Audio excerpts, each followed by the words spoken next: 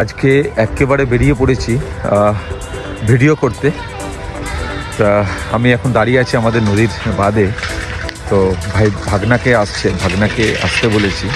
তো ভাগনা এখানেই দাঁড়াতে বললো যে মামা এখানে দাঁড়াও, আমি এক্ষুনি আসছি। তো ভাগনা আর আমি দুজনে বেরিয়ে পড়বো। কোথায় ভিডিও করতে যাচ্ছি সেটা তোমরা দেখতেই পাবে। চলো গিয়ে দেখাচ্ছি। ভাগনা শেষমেশ পৌঁছে গেছে, তোমাদেরকে দেখাচ্ছি একটু দাঁড়া। দেখো গাইস, অনেকক্ষণ পরে এসে হাজির। কি ব্যাপার, এত দেরি কেন? জ্যাম ছিল রাস্তায়। আচ্ছা তাই। নমস্কার, আসসালামু আলাইকুম ভাই, হ্যালো সবাই, কেমন আছো? আজকের ব্লগটা আমি নতুন করে শুরু করলাম। দেখো গাইস, বেরিয়ে পড়েছি। এই যে পিছনে গার্লস কলেজ, সেই ঠিক পিছনের বাঁধের রাস্তাটা দিয়ে আমরা যাচ্ছি। এখানেই দাঁড়িয়েছিলাম, ভাগনা এসে গেছে, ভাগনা আগে বেরিয়ে গেল। তো আমরা বেরিয়ে পড়েছি ভিডিও করতে।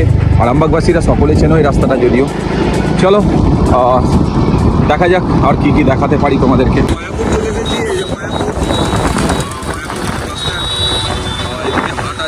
হাট যে মায়াপুরে বিখ্যাত, নাম করা, আর সেটাই গাইস আমরা একেবারে চলে এসেছি যেখানে আমাদের ভিডিও করার এক লক্ষ্য ছিল, যেটা হরিণখোলার ব্রিজ। সেই হরিণখোলার ব্রিজ দেখতে পাচ্ছ, আমরা ঠিক ব্রিজের নিচে আছি। সেই নদীর মধ্যে আছি। সেই নদীটার নাম মুন্ডেশ্বরী, আই থিঙ্ক। হ্যাঁ, আমি যদি ঠিক বলে থাকি এটা মুন্ডেশ্বরী নদী। ঠিক ব্রিজের নিচে আছি। দুটো ব্রিজ, একটা ইন আউট। তো ওর ঠিক নিচেতেই আমরা আছি এই মুহূর্তে।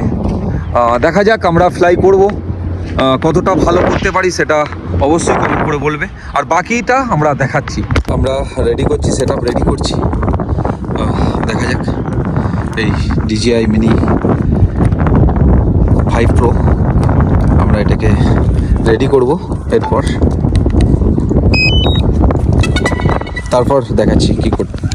গাইস দেখো, আমরা চলে এসেছি সেই একেবারে হরিণখোলা ব্রিজের নিচে। আর আমাদের কথা ছিল যে হরিণখোলার ব্রিজের ভিডিও করব। সেই মুন্ডেশ্বরী নদী, তারই এক ভিডিওর ঝলক আমরা দেখাবো এই ড্রোনের মাধ্যমে।